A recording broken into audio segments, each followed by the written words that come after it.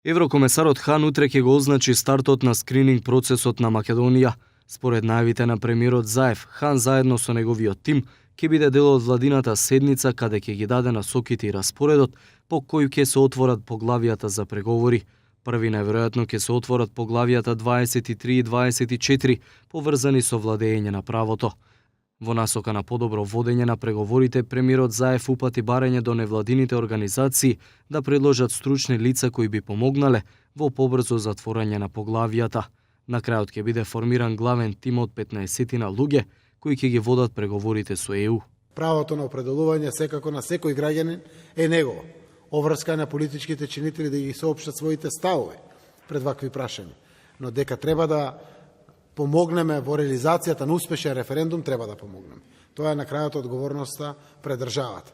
Резултатот ќе излезе и тоа ќе го почитуваме, нема дилеми, но да не смееме да доведеме државата по дилема дали за вака важно прашање ќе има успешен референдум.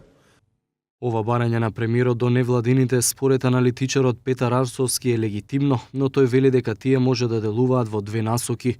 Арсовски смета дека дел од организациите ќе пропагираат да се гласа позитивно односно за успех на референдумот, додека друг дел само ќе повикаат да се излезе на гласање и граѓаните да се определат дали ќе гласаат за или против. Не е забрането за невладина организација да агитира за некаква политичка кауза доколку смета дека е таа добра за државата. Но мислам дека поголемата улога на невладиниот сектор во овој период е да ги изнесе луѓето на гласање за референдумот на вистина да биде одраз на волјата. Бидејќи е многу важно прашање за еднината на Македонија и многу би било непријатно ако тоа прашање го одлучуваме со малку луѓе. Поважно е да излезат што е можно повеќе луѓе, за што е можно поедноставно да биде одлуката.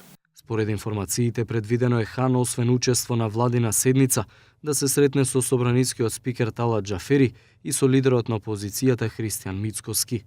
На последната средба на Советот за стабилизација и асоциација во Брисел, Хан детектираше застој во реформите во јавната администрација, во тајните служби и во судството.